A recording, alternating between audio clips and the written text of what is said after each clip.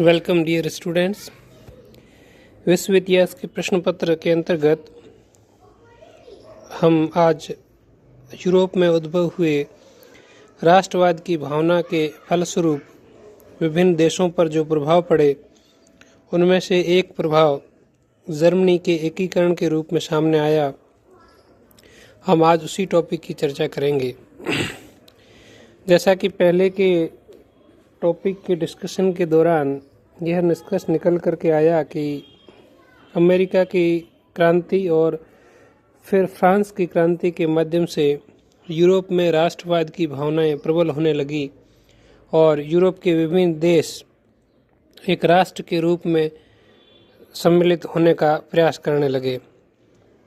उस समय जो जर्मनी नाम का कोई भी देश नहीं था बल्कि यह कई छोटे छोटे भागों में बंटा हुआ था, जहां पर लगभग 300 छोटे राज्य हुआ करते थे। नेपोलियन के वीडियो के दौरान हमने ये देखा कि नेपोलियन ने जब जर्मनी पर अधिकार किया तो उसने इन 300 छोटे राज्यों को मिला करके 39 राज्यों का एक संघ बनाया।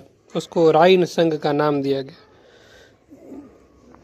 और ऑस्ट्रिया का इस संघ में बहुत अधिक हस्तक्षेप था। वह इस संघ का अध्यक्ष हुआ करता था और इस संघ की जो कार्यप्रणाली थी उसमें विभिन्न राज्यों के प्रतिनिधि आते थे और वो प्रतिनिधि ही डाइट अर्थात प्रतिनिधि सभा, जैसे कि अभी लोकसभा है भारत में, उस प्रकार की सभा थी। उसको वहाँ डाइट कहा जाता है। जर्मनी में अभी भी उसी को डाइट कहते हैं। तो उस प्रतिनिधि सभा में जो सदस्य होते थे वो प्रत्येक राज्य का प्रतिनिधित्व करते थे, लेकिन ऑस्ट्रिया का प्रभाव इतना अधिक था कि वह इन डाइट्स के मेंबर की कोई भी बात चलने नहीं देता था, तो वो अपनी मनमानी कर रहा था। तो इस प्रकार से जर्मनी नाम का कोई देश नहीं था बल्कि बहुत सारे छोटे छोटे राज्य थे, जिसमें से 39 राज्यों का एक संघ अभी अस्तित्व में आया। अब हम ये देखते हैं कि जर्मनी का यदि एकीकरण हो तो उसमें क्या क्या बाधाएं थी, क्योंकि जब एकीकरण की प्रक्रिया पढ़ेंगे तो हमें यही सबसे पहले दिमाग में रखना पड़ेगा कि कोई भी कदम क्यों उठाया गया किसी न किसी बाधा को खत्म करने के लिए, तो हमें उसकी समस्याएं देखनी पड़ेगी पहले। जैसा कि अभी मैंने बताया, ऑस्ट्रिया का हस्तक्षेप बहुत ही अधिक था। कई राज्यों पर उसका सीधा सीधा नियंत्रण था। वहाँ के जो शासक थे वो ऑस्ट्रिया के राजवंश से संबंधित थे और जैसा कि अभी बताया कि डाइट में भी ऑस्ट्रिया का इतना अधिक प्रभाव था कि ऑस्ट्रिया अपनी मनमर्जी से कानून बनाता था और लागू करता था। जर्मनी के जो दक्षिणी राज्य थे, जिसमें बवेरिया, गुटेमबर्ग, बादेन आदि आते थे, इनमें दक्षिण जो राज्य है यहाँ पर कैथोलिक धर्म का प्रभाव था और कैथोलिक धर्म का जो पोप है उसका यहाँ पर सीधा सीधा प्रभाव था। अब कैथोलिक धर्म का जो पोप है वो वेटिकन सिटी में बैठता है और वहाँ पर फ्रांस का प्रभाव है, अर्थात पोप है वो फ्रांस का एक तरीके से कठपुतली की तरह था उस समय। तो उस पोप का प्रभाव है, तो यदि कोई राज्य में एकीकरण करना चाहे भी, मिलाना चाहे भी, तो उनको पोप के साथ में संघर्ष करना पड़े। जबकि धार्मिक मामलों में जब इस प्रकार से संघर्ष होते हैं तो अंतर्राष्ट्रीय स्तर पर जर्मनी पर दबाव पड़ सकता था, क्योंकि फ्रांस भी एकीकरण का विरोधी था। क्योंकि जर्मनी और फ्रांस दोनों ही पड़ोसी राष्ट्र हैं और फ्रांस नहीं चाहता था कि मेरे समीप में एक नया शक्तिशाली देश पैदा हो जाए। उसका पहले से इंग्लैंड के साथ में झगड़ा था। अब वो जर्मनी को भी एकीकृत नहीं देखना चाहता था, इसलिए वो भी इस एकीकरण का विरोधी था। जर्मनी के जो उत्तरी प्रांत है जिसमें हनोवर प्रमुख था, वहाँ पर इंग्लैंड का प्रभाव था और कुछ प्रदेश जो डचियाँ थी, स्लेस्विंग और हॉलस्टाइन, उस पर डेनमार्क का प्रभाव था और डेनमार्क और इंग्लैंड मित्र थे। डेनमार्क और इंग्लैंड के बीच में एक संधि हो रखी थी जिसमें यह कहा गया था कि डेनमार्क के ऊपर कोई संकट आएगा तो इंग्लैंड उसकी मदद करेगा। तो इस प्रकार से कुछ इंग्लैंड का भी हस्तक्षेप था। एकीकरण के विषय में मत भिन्नताएं थी। मत भिन्नताएं किस प्रकार से थी? सबसे बड़ा जो राज्य था उस समय के 39 राज्यों में वो प्रशा था। वो जो प्रशा राज्य है ये सबसे शक्तिशाली, सबसे बड़ा था। तो कुछ लोग ये चाहते थे कि प्रशा के नेतृत्व में एकीकरण किया जाए, यानी प्रशा एक मूल इकाई रहे, बाकी राज्य उसमें मिला दिए जाए। जबकि कुछ लोग जो कि दक्षिण के राज्य थे वो ये सोचते थे कि कैथोलिक पोप के नेतृत्व में एकीकरण किया जाए, पोप के झंडे के नीचे पूरा जर्मनी इकट्ठा हो जाए। कुछ लोग गणतंत्रवादी थे, कुछ राजतंत्रवादी थे। तो इस प्रकार से अलग अलग लोग एकीकरण चाहते थे, लेकिन उसका स्वरूप क्या होगा इसके बारे में वो स्पष्ट नहीं थे। अब हम ये देखेंगे कि एकीकरण में सहायक तत्व कौन से थे, यानी कौन से ऐसी चीजें थी जिसने एकीकरण को प्रेरित किया। सबसे पहले जर्मनी में राजनीतिक एकीकरण से पहले आर्थिक एकीकरण हुआ। 1818 में एक संघ की स्थापना की जिसको जोलवरीन संघ कहा जाता है।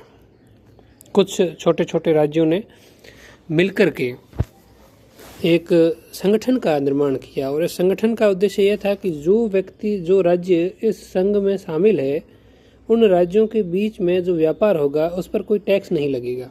तो एक प्रकार से मुक्त व्यापार के लिए यह बना गया एक संघ था।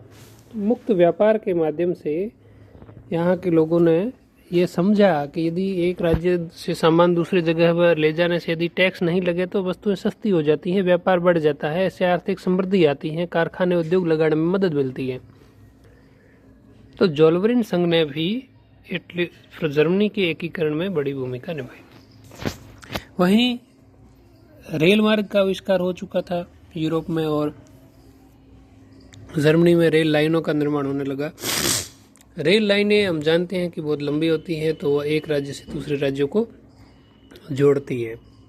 तो जब एक राज्य से दूसरे राज्य के बीच में रेलवे लाइन गई तो वहाँ के लोगों के बीच में संपर्क बढ़ा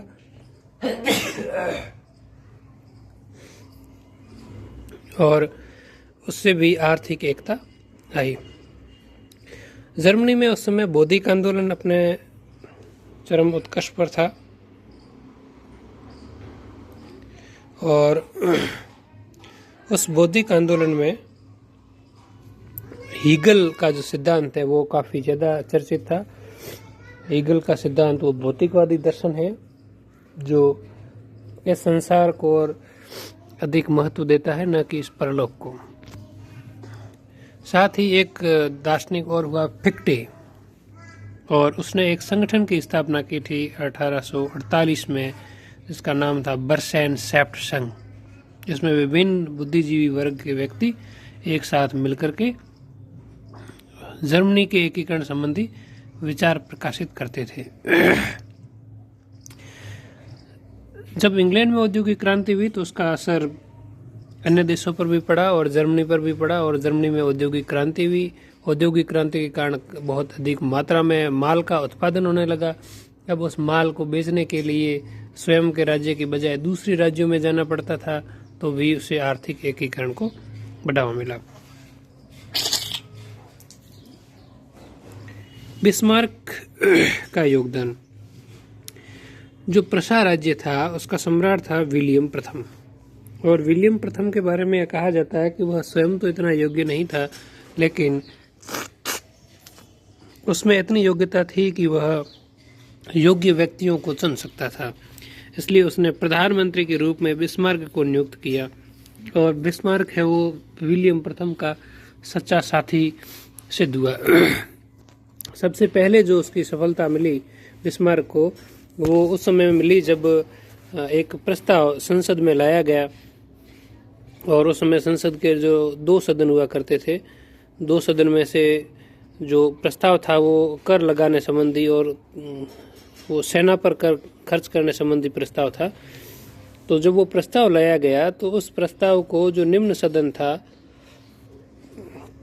उसने रोक दिया, उसने वो प्रस्ताव पास नहीं किया।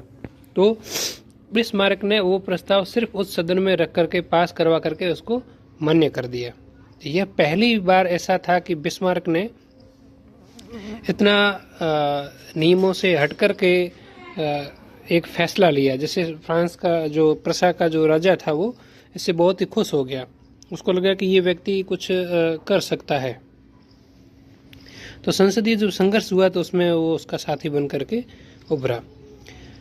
बिस्मार्क को लौह और रक्त की नीति के लिए जाना जाता है, क्योंकि वो ये चाहता था कि जो बातचीत है, इस प्रकार की बातचीत से केवल काम नहीं चलेगा।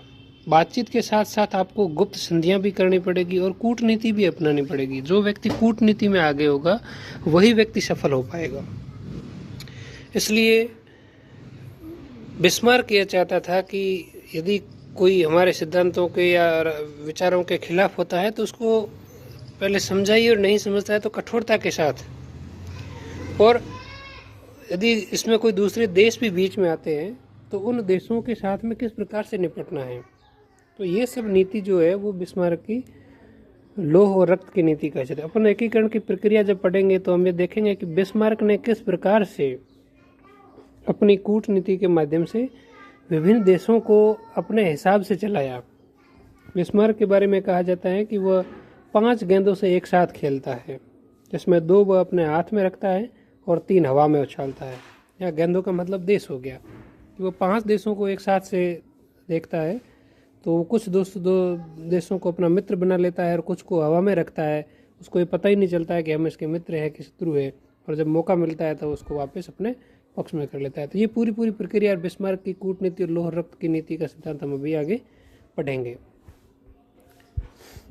अब हम देखते हैं एकीकरण की प्रक्रिया किस तरीके से आगे बढ़ी।